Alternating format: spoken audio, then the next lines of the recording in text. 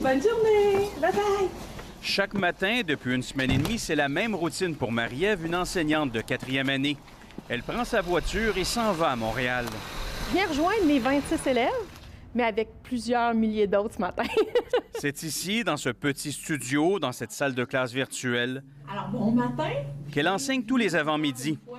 De 8h15 à 12h30, elle donne des cours de mathématiques ou de français, diffusés en direct sur YouTube pour chaque niveau du primaire. Ce qu'on fait, simplement de la révision. On ne veut pas des nouveaux acquis nécessairement, pour justement arriver là, que tous les élèves d'un même cycle ou de même année scolaire retrouvent justement l'école au même niveau.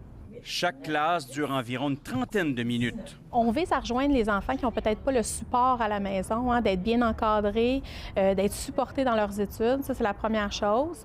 L'autre chose, la crise pourrait apporter justement là, une perte de motivation scolaire. 8 chocolat.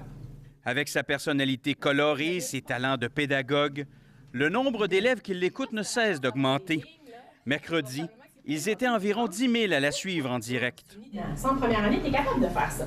On a des gens de partout qui nous écoutent, de la Nouvelle-Écosse, du Nouveau-Brunswick, beaucoup au Québec aussi. Puis les parents se sentent tellement aidés, se sentent appuyés dans cette situation-là. Dans ce problème-là. À Oakville, en Ontario, Amy Rose écoute quotidiennement la classe de Marie-Ève.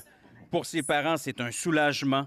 C'est rassurant. Avec le télétravail de mon conjoint puis moi qui est infirmière à l'hôpital, j'avais besoin de quelque chose qui était capable d'accéder d'elle-même, qui n'avait pas besoin d'avoir un parent à côté d'elle. Intéressant, hein?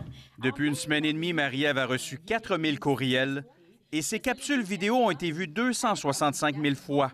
Je vous avoue là, qu'on a une grosse dose d'amour que je ne m'attendais pas. J'ai l'impression de faire partie même de leur famille. Fait que je peux dire que je suis comme leur nouvelle prof temporaire remplaçante. Les classes virtuelles de Marie-Ève doivent se poursuivre pour encore au moins 3 semaines. Ici Jean-Philippe Robillard, Radio-Canada, Montréal.